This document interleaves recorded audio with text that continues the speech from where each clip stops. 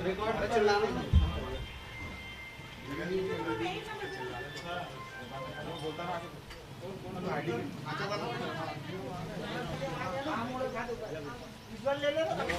District coordination को भी बंदिश लगाने की कोशिश करेगी सरकार?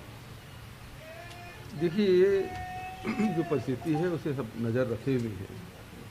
देश में जिस प्रकार के हालात हैं और प्रदेश के जिस प्रकार के हालात हैं, सबको अध्ययन करते हुए कोई फैसला लेंगे। अभी मैं नहीं समझता कि कोई आर्थिक गतिविधि को रोक लगाने की आवश्यकता है या किसी प्रकार से कंटेनमेंट जोन को शुरू करने की आवश्यकता है। जो आवश्यक कदम है उठाए जा रहे हैं, खासकर जो स्कूल है और जो सार्वजनिक जगहों में जो भीड़ भाड़ है उसे हम लोग रोकें। सर, ये हाथों में सीमाएं असुरक्षित है, किसान आंदोलनरत है, बेरोजगारी दर लगातार बढ़ा है, महंगाई लगातार बढ़ रहा है।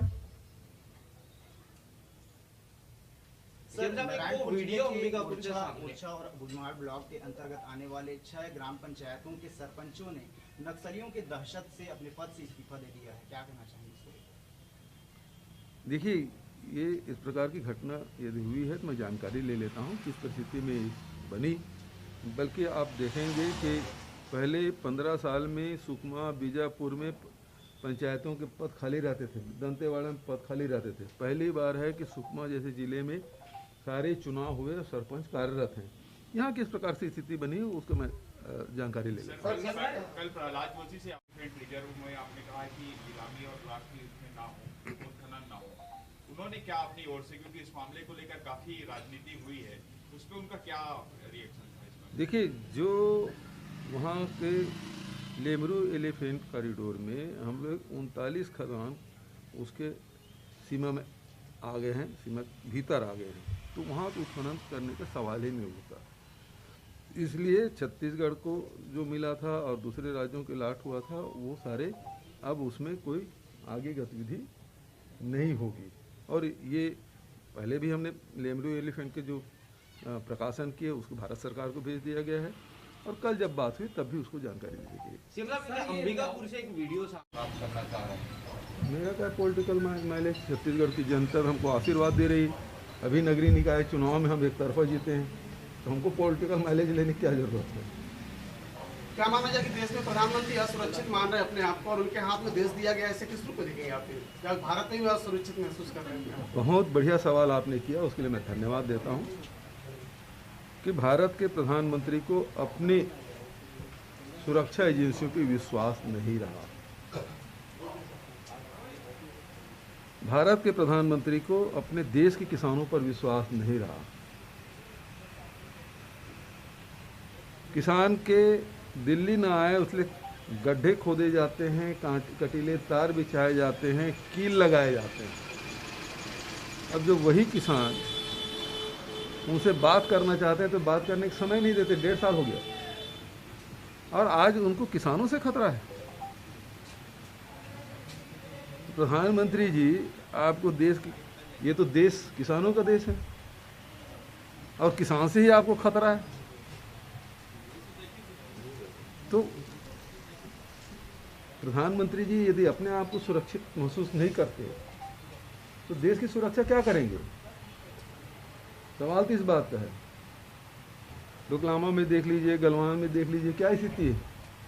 लगातार हमारे सीमाओं में अतिक्रमण हो रहा है और प्रधानमंत्री जी चुप हैं।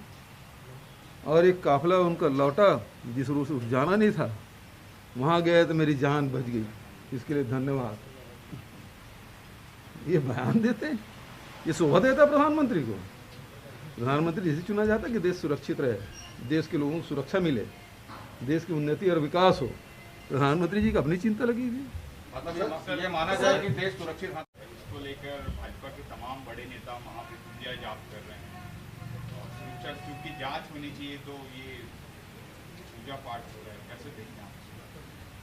कुल मिलाकर मैं शुरू में ही प्रेस कॉन्फ्रेंस में ये बात मैंने कहा था कि ये केवल राजनीतिक लाभ लेने के लिए ये बयान प्रधानमंत्री के द्वारा दिया गया और भारतीय जनता पार्टी मृत्युंजय जाप करके ढकोसला कर रहे हैं, पुतला जला रहे हैं चन्नी का, तो ये केवल राजनीति कर रहे हैं।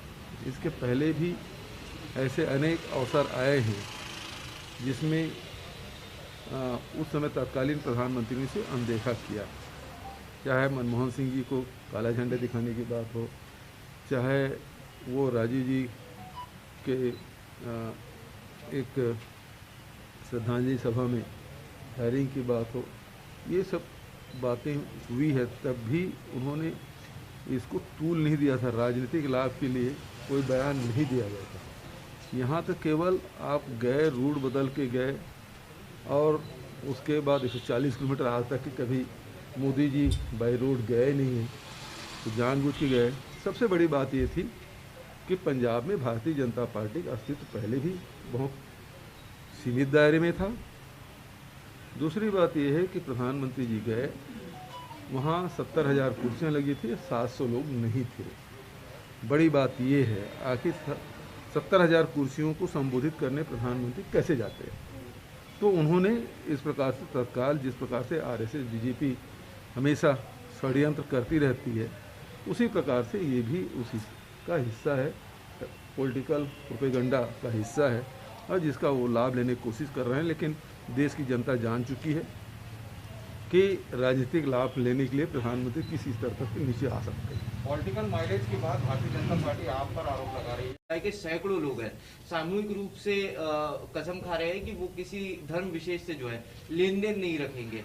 तो कुछ दिनों से ऐसी वारदातें लगातार जो है सामने आ रही है। उसको नज़र रखे हुए हैं। मैं वहाँ जिला प्रशासन भी उसको देख रहे हैं, और क्षेत्रीय विधायक भी लगातार उससे संपर्क में। सर, ये नवा रायपुर में किसान प्रदर्शन, उस पे क्या कुछ विचार? उसे अधिकारी लगातार बात कर संपर्क में है। पीएम मोदी को आईआईएम के छात्रों ने खत लिखा है और कहा है कि आप हेट स्पीच जैसे मुद्दों पर अपनी बात रखें और आपकी चुप्पी नफरत भरी आवाजों को बढ़ावा देती है। उसको जवाब तो प्रधानमंत्री देना चाहिए।